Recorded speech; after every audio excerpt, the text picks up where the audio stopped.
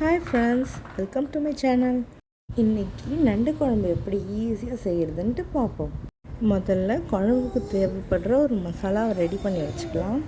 ஒரு பாத்திரத்தை ஸ்டவ்வில் லோ ஃப்ளேமில் வச்சுக்கோங்க. மிளகு போட்டுக்கோங்க, ஜீரகம் போட்டுக்கோங்க, பெரிய வெங்காயத்தை ஸ்லைஸ் பண்ணி சேர்த்துக்கோங்க. லைட்டாக வதக்கி விட்டுக்கோங்க. அது கூடவே சின்ன வெங்காயம், இஞ்சி, பூண்டு இது மூணுத்தையும் ஆட் பண்ணி நல்லா வதக்கி விட்டுக்கோங்க. ஸ்டவ்வை ஆஃப் பண்ணிக்கோங்க. இது எல்லாமே நல்லா ஆற விட்டுட்டு மிக்ஸி ஜாரில் மாற்றிக்கோங்க.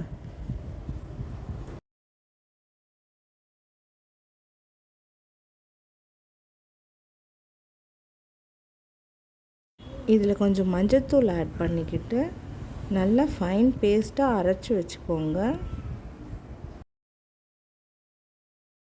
ஒரு பாத்திரத்தில் எண்ணெய் ஊற்றிக்கோங்க. கடுகு போட்டுக்கோங்க. வெங்காயம் பொடியாக கட் பண்ணி ஆட் பண்ணிக்கோங்க. தக்காளி ஆட் பண்ணிக்கோங்க.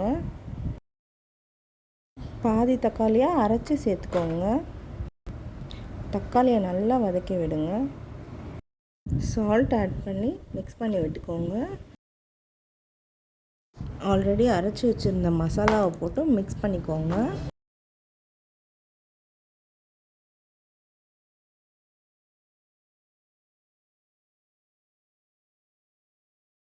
தக்காளி நல்லா வதங்கினதும் குழம்பு மிளகாய்த்தூள் ஆட் பண்ணிக்கோங்க.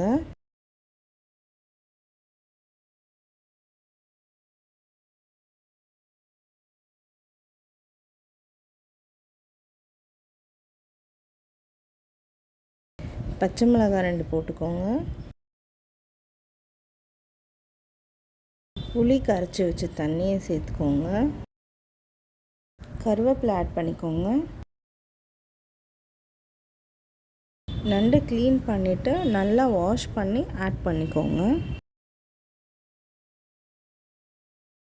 மல்லி இலையை ஆட் பண்ணிக்கோங்க. நண்டு வேகிறதுக்கு ஒரு 15 to 20 minutes ஆகும். மூடி போட்டு நண்டை நல்லா வேக விடுங்க.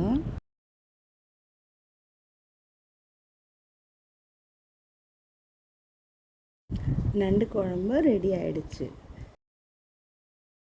இந்த குழம்பை நீங்கள் இட்லி, தோசை, சப்பாத்தி, சாதம் எது கூட வேணாலும் வச்சு சாப்பிடலாம்.